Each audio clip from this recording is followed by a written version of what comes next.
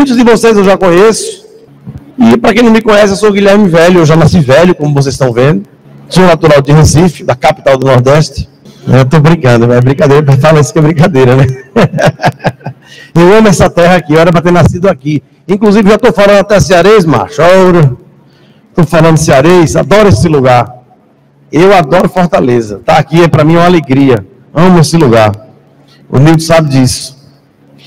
Mas, enfim, a nossa abordagem da manhã de hoje é sobre a imortalidade à luz da psicografia. A psicografia não foi uma descoberta do espiritismo, como muita gente acha. O primeiro fenômeno, o primeiro fato histórico da mediunidade foi com Moisés, quando ele desceu do Monte Tabor com as tábuas da lei. Ali, para a história, foi o primeiro fenômeno de psicografia. Porque, como eu falei ontem, existem 3 tipos de psicografia, ou 3 tipos de médiuns. Existem os médiuns mecânicos, que são muito raros. Eu só conheci um aqui no Brasil, que é o José Araújo. Ele escreve a jato, como o Chico fazia. Ele não tem consciência. E ali ele escreve, inclusive, em idiomas que ele não fala. E nós chamamos de mediunidade poliglota. Eu já vi ele psicografar em francês, em idioma hindu. São os médios mecânicos, são muito raros. Os médios semi-mecânicos, que é o caso do Newton, do Orlando e do Alaô, que estão no meu livro, que são médios que estão ali psicografando, mas têm consciência. Você vê, ontem a gente estava aqui falando, o Newton estava ali psicografando, mas ele estava com consciência de tudo. Você vê que ele estava psicografando e ele esqueceu de mandar o carro para pegar o Pedro. O Pedrinho ia ficar lá, o Newton mandou me chamar no meio da psicografia, manda um carro para pegar o Pedro. Quer dizer, então ele tem consciência de tudo que está acontecendo. São os médios semimecânicos. E tem os médios audientes ou intuitivos. A maioria desses livros de romance que vocês veem aí são de médios audientes ou intuitivos. Não todos, mas a grande maioria. O médium, ele está ali, ele sente ou ele escuta e põe no papel. E o que ocorre é que no médium mecânico e semimecânico, muitas das vezes, principalmente no médium mecânico, a letra é a letra do espírito, quando em vida. Ele consegue produzir, ele entra numa sintonia tão próxima entre o médium e o espírito, que ele consegue pôr a letra dele, e muitas vezes a assinatura vem igual. Isso ocorre com o médium semimecânico também. Temos muitos casos do Orlando, que está no nosso livro. Eu ia pedir um livro, quem tem, pode trazer um dos meus livros aí, por favor? Alguém da livraria, trazer os dois logo, o Psicografia e o livro azul, se puderem trazer aqui, para a gente citar alguns exemplos. Inclusive a assinatura de vir igual. Então são chamados médios polígrafos, que são aqueles médios que conseguem escrever de acordo com o espírito quando em vida, com a caligrafia do espírito. Já os médios intuitivos ou audientes são os médios monógrafos, eles não mudam a letra é a letra do médium, tá? É a letra do médium. Então, essa psicografia, ela sempre existiu na obra paulista, nas cartas de Paulo, com certeza foram obras, obrigado, irmão, são obras de possivelmente mediunidade intuitiva ali, né? Então, o que é que ocorre? O Newton, o Orlando e o Alaô, que está no segundo livro, são médios muito parecidos. Durante a construção desse trabalho, que durou 5 anos, nós tivemos contato com 26 médios no Brasil. E o que me chamou a atenção do Orlando, do Newton, do Alaô, é que eles são muito parecidos. Eles fazem desenhos, como vocês viram ontem, né? Eles fazem desenhos, são médios semimecânicos. O tipo de evocação que eles fazem, no caso do contato, é muito parecido. Existem médiuns que você preenche uma ficha com uma sequência de 10 perguntas. Nome do pai, nome da mãe, nome dos irmãos, causa da morte, o parentesco, enfim, uma série de informações que dá margens para que você ali possa até entrar no processo anímico ou até mesmo uma fraude. Mas quando você vê as cartas, o Newton e o Alaô e o Orlando realizando o trabalho de psicografia, eles só anotam o nome, data de nascimento e data de morte. E muitas das vezes, com o Newton eu presenciei, o Newton não tem nem a conversa com a pessoa. Ele simplesmente, com a ficha na mão, sem ter o contato, ele conseguia ali no fenômeno de psicometria, ele entrar em contato com aquela consciência desencarnada e colocar na carta. Eu presenciei isso várias vezes. E o Chico fazia isso. Porque quando nós decidimos estudar psicografia, nós fomos estudar nada mais nada menos do que Chico Xavier, que foi nossa maior antena. Escreveu quase 450 livros, tem gente que diz que é 500, outros diz que ninguém sabe o número exato. Mas Chico escreveu contos, ensaios, crônicas, poesias, como o Alexandre falou ontem, de vários estilos. Você vê na obra de Paulo Estevam a história do cristianismo vivo. Ele descreve Roma como nenhum autor descreveu. Ele nunca esteve lá. Ele descreve as brigas, as batalhas. Então Chico foi um médium completo. Só tinha o quarto ano primário. Era um caixa que despachava num balcão no interior de Pedro Leopoldo, interior de Minas Gerais. Então o que acontece? Não que a gente quisesse encontrar médios iguais a Chico, não foi essa a proposta, mas serviu como um pano de fundo, como um direcionamento para a gente. Porque a gente viu muitos médios dando carta sem ter contato, carta com número de CPF, com placa de carro, com número do e-mail da sogra, número da OAB, do sobrinho, do tio. A gente nunca viu Chico fazer isso. Então, se alguém consegue produzir algo mais extraordinário do que Chico, das duas, uma. Ou ele é maior do que Chico, ou é uma fraude. Mas aqui a gente não vai falar de fraude, a gente vai falar hoje do fenômeno autêntico. Vai falar da mediunidade séria. Vamos dar ênfase ao fenômeno verdadeiro. Porque fraude sempre existiu. Em todos os lugares, em todas as religiões. E Kardec escreveu 2 capítulos, orientando nós espíritas a lidarmos com essa situação. Então, o Newton, o Alaô e o Orlando têm sua profissão. Vivem do seu trabalho, recebem seu salário, não vivem da mediunidade, não vivem da venda de livros.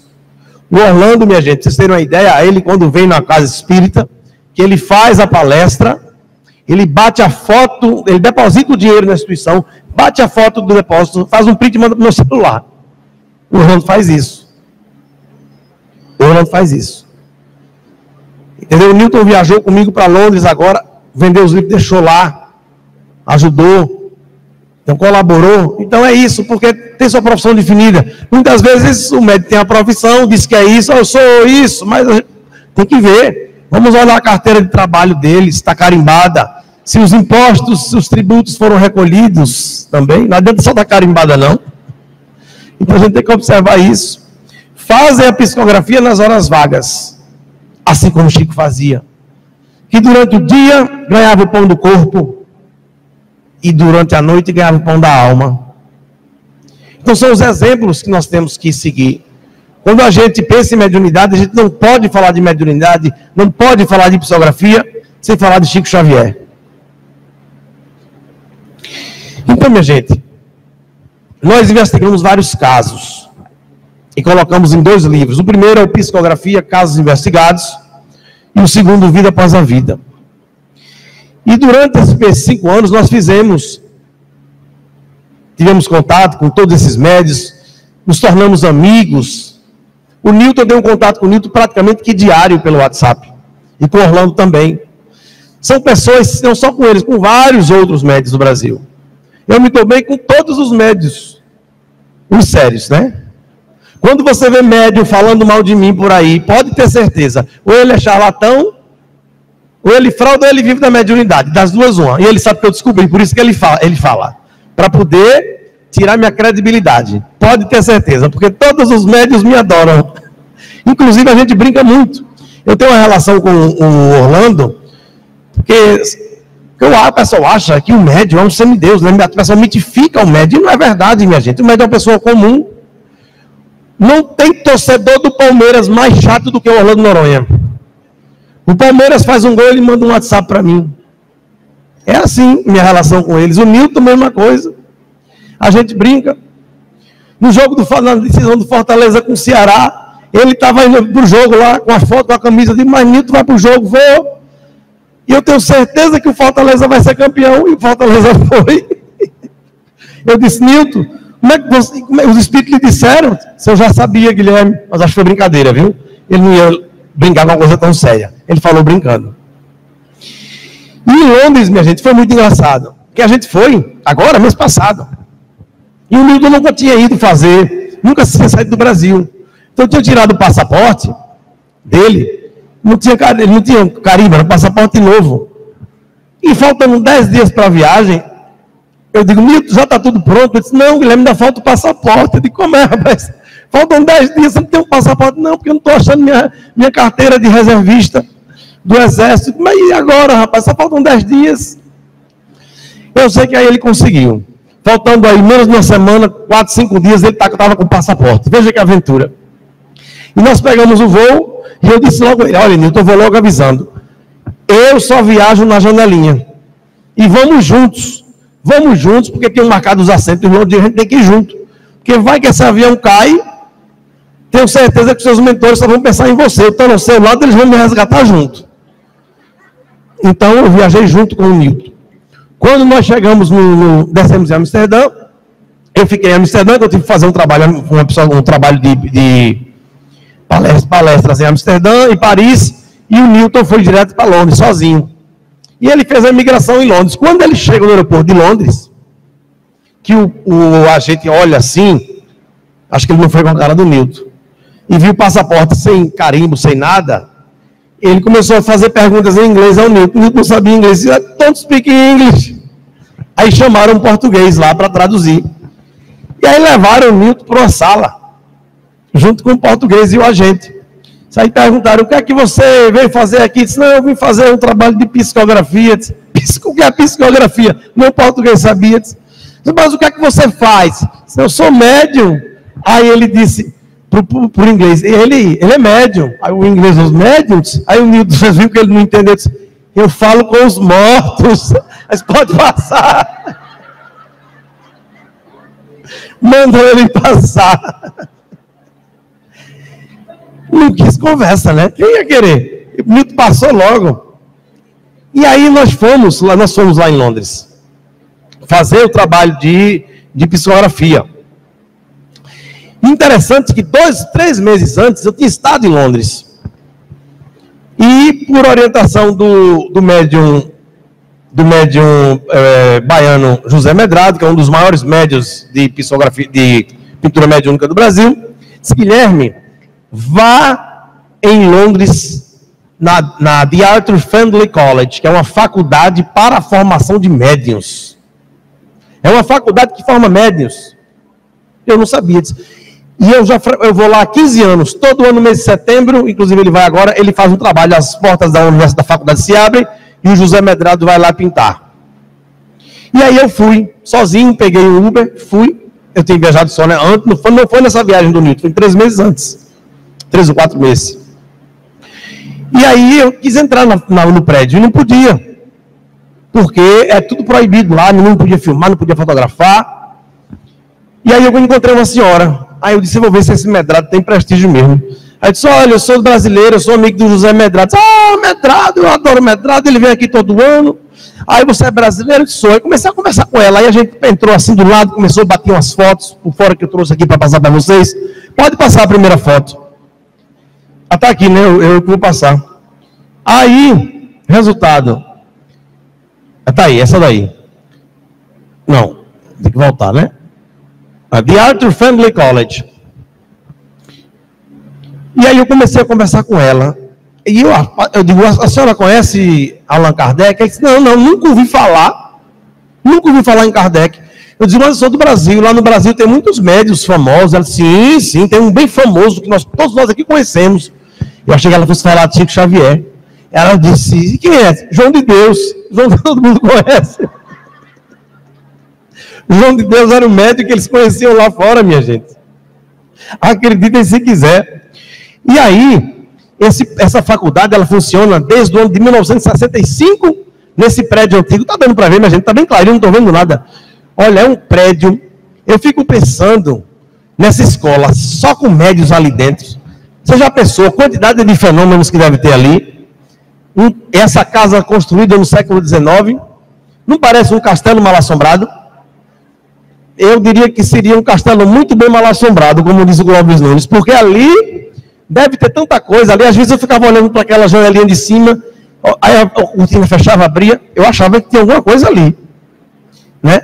E aí, eu fiquei sabendo, minha gente, que essa faculdade, eles quando formam os alunos, os melhores alunos, eles vão prestar serviços para a Scotland Yard, para a polícia inglesa, para desvendar aqueles crimes de serial killers e aqueles outros crimes que ninguém consegue solucionar. E eles têm uma relação de crimes que foram desvendados pelos médios, inclusive locais onde os corpos estavam enterrados. Assim como o Newton descobriu o caso aqui do Galdino. Eu queria passar o próximo vídeo que tem aí. Depois desse tem um vídeo aí, é o da Ellen, uma psicografia do Orlando Noronha. Vocês aí, né? Nicole Carlos Souza Amaral. Olá, eu não. Ela está fora de ordem. Mas pode ser. Essa aqui, pronto. Não.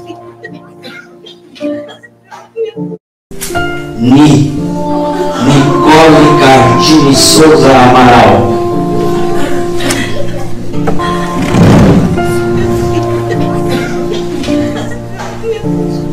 Nani, Ellen, tia Luana, pai Lineu. Chego aqui com minha bisavó Maria, ouvindo seus soluços, mãe, que esteve por toda a noite, por todo o dia. Mãe, eu venho aqui para lhe dizer de uma vez por todas que você não é culpada pelo acidente. Eu estava sentado no carro onde devia. A Bisa Maria tem me auxiliado a pensar que tudo na vida está na visão de Deus.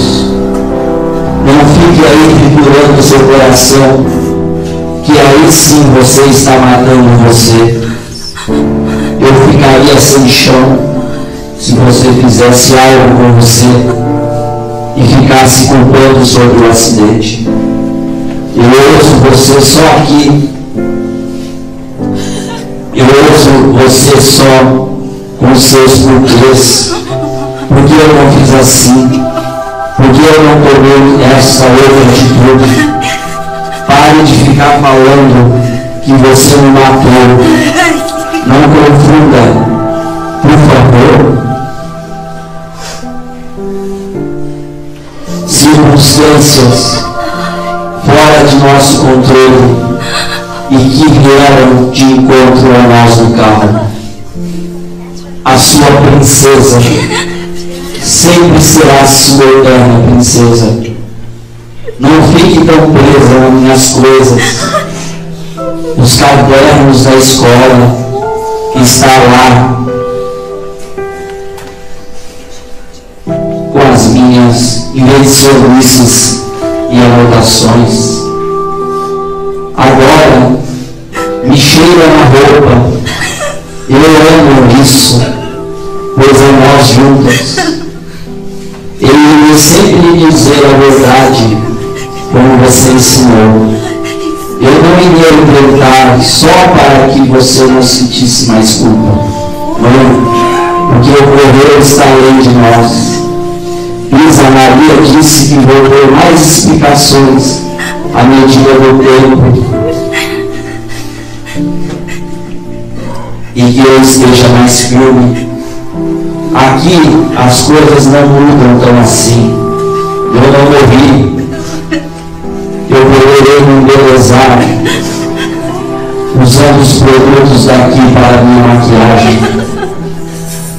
O cabelo de sua atriz continua do mesmo jeito. Não acredite em silêncio no meu quarto. Eu te amo, mãe. Passe o perfume que me lembra sem medo.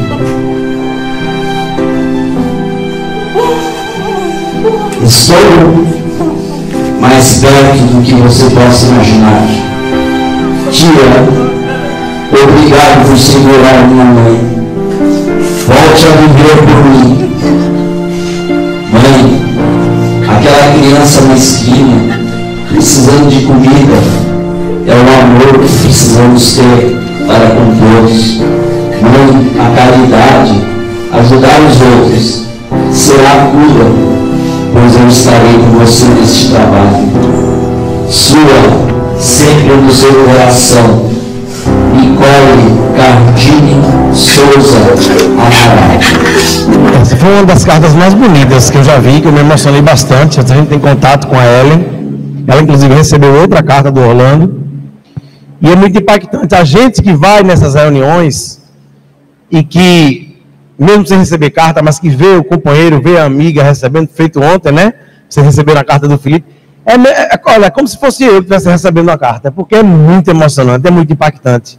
É uma mistura de alegria com tristeza.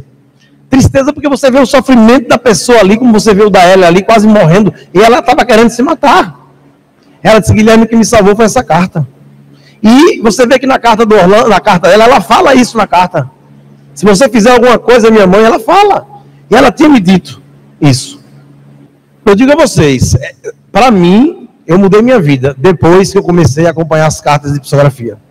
Eu tive que rever todos os meus valores e conceitos. Tudo aquilo que eu aprendi na doutrina espírita, eu só conseguia vivenciar depois que eu comecei a participar das reuniões de psicografia, acompanhar os médiuns, quase 250 casos no Brasil e fora do Brasil. E o espiritismo não veio para ser uma religião, e sim o futuro das religiões.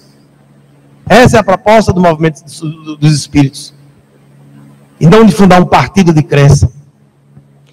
Esse último caso, para mim, uma das psicografias mais impactantes, foi do garoto Cauê, que começou a andar com uns amigos bem trelosos e resolveram fazer assalto com arma de brinquedo. Na verdade, era uma brincadeira. Era uma brincadeira. E aí era um casal de policiais que estavam andando armado, a paisana, reagiram e mataram ele. Minha gente, o desespero dessa mãe. Vocês não se preparem, porque é realmente algo surreal. Mandaram chamar as fichas de número 231 a 270 para o Orlando. 231 a 270. Vamos assistir? Cauê Gomes Ferreira. Mãe, mamãe Francisca. Pai, papai Benival. Chego aqui com meus avós, Maria Martins e vovô José Gomes, neste ambiente bom para o nosso coração. Mãe, pai,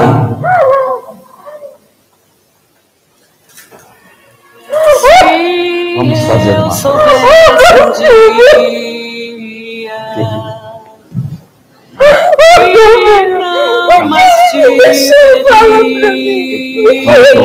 vamos ouvir? Eu beijaria você, te abraçaria mais forte. Vamos ouvir? Vamos?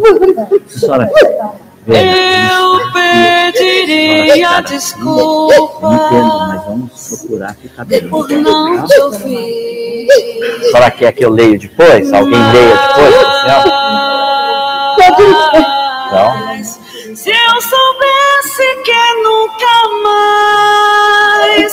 Chego aqui com meus avós, Maria Martins e José Gomes, nesse ambiente bom para o nosso coração. Mãe, pai, me perdoem a vacilada e a fraqueza que me tomou conta. Não vou citar o nome dos amigos, precisamos preservar muitas coisas. Eu sei que você repete para você, mãe, como o Cauê foi cair nisso. Eu fraquejei, mãe. Pai, eu vacilei, caindo na fantasia da moçada, porque eu me arrependo sim, aquilo que fiz pois eu ia ganhar na vida do outro jeito, que é do trabalho honesto, que vocês sempre me ensinaram e que aprendemos em casa. Eu e a minha irmã Cauã, eu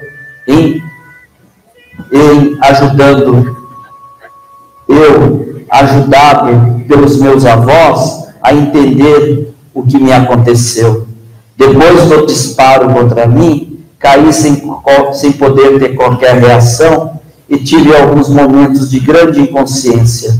Mas depois, com calma, quem me deu as mãos de ajuda foi os meus avós. Ah, mãe, me perdoe, por favor, por lhe trazer esta dor em seu coração. Eu vou aos poucos me equilibrando por aqui. Eu fico refletindo aqui na real o que pensa esta turma por aí, sem cabeça, maquinando coisas ruins, como se a vida é só isso. Estou me recuperando cada dia, e que me dói é ter deixado esta marca em você, meu Pai. Me ajudem com a aceitação e compreensão de vocês. Você, mãe, não falhou em nada. O que ocorreu foi cabeçada minha mesmo. Você não ia perceber nada. É que eu comecei a cair no vacilo dias antes do ocorrido. Então você não pecou em nada. Nem você, nem o pai Genival e nem a minha irmã Cauã.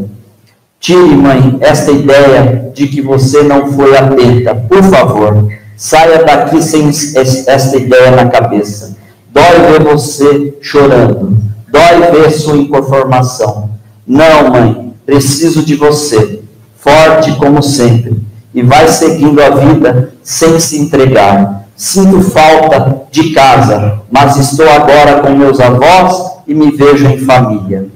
Com a saudade da boia deliciosa em casa, mas que a mana está aí em meu nome curtindo as coisas de casa. Ok, dona mãe? Agora preciso parar sem esquecer de deixar um grande e forte beijo em você, mãe. O filho com aquele boné maneiro, o filho sempre com saudade, Cauê Gomes Ferreira. E eu fiquei com isso na cabeça até conhecer Dona Maria, a mãe do Galdino, que muita gente conhece aqui. Eu não sei se ela já chegou, acho que ela não chegou ainda não, ela só veio à tarde. Ela passou 2 anos procurando o filho, até que aqui no Lar de Clara, ela recebe a carta do avô, do sogro dela, dizendo que estavam as ossadas, que ela procurasse umas ossadas na Lagoa do Juvenal. 2 anos essa senhora com mais de 70 anos andando, tudo que é hospital, delegacia, ML, procurando o filho, nada de encontrar. E ali vem na carta do Newton, psicografado pelo Newton, ela vai na Lagoa, encontra as ossadas, vai na delegacia, pede o exame do DNA, enquanto o exame está para sair, recebe a segunda carta, dessa vez do próprio filho, dizendo que era ele, contando os relatos de como ele foi assassinado, com requintes de crueldade, que queimaram, jogaram gasolina, tudo. Que ninguém sabia se ele estava vivo, se ele estava morto, através da psicografia. Ela não só soube o que tinha acontecido com ele, mas onde estava o corpo, porque o exame de DNA deu positivo. E quando eu fiz essa pesquisa, eu encontrei a Dona Maria, não tive dúvida, eu tive que perguntar, tirar essa dúvida da minha cabeça, onde eu disse: Dona Maria, o que é que dói mais? A dor da separação, a dor do desaparecimento, ou a dor da perda do filho, a dor da morte? Adivinha o que ela respondeu? Guilherme, quando eu encontrei os ossados do meu filho, eu voltei a viver e fiquei feliz. Sem sombra de dúvidas, a dor do desaparecimento é muito maior. Depois desse dia, eu nunca mais falei que essa era a maior dor do mundo. Porque realmente deve ser 2 anos procurando. Porque nós somos espíritas. Você perdeu o seu filho, você perdeu o seu marido, você vai encontrar o consolo na doutrina espírita. Você vai ter a certeza de que você é imortal e que aquele seu filho está lhe esperando. Que não existe a Deus. O que existe é até logo. Muita paz a todos.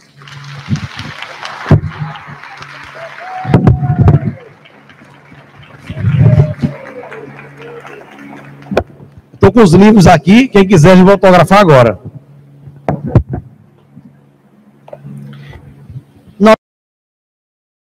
Pessoal, eu estou aqui com Dona Maria, mãe do Galdino, né, que a gente está aí fazendo esse trabalho, essa pesquisa.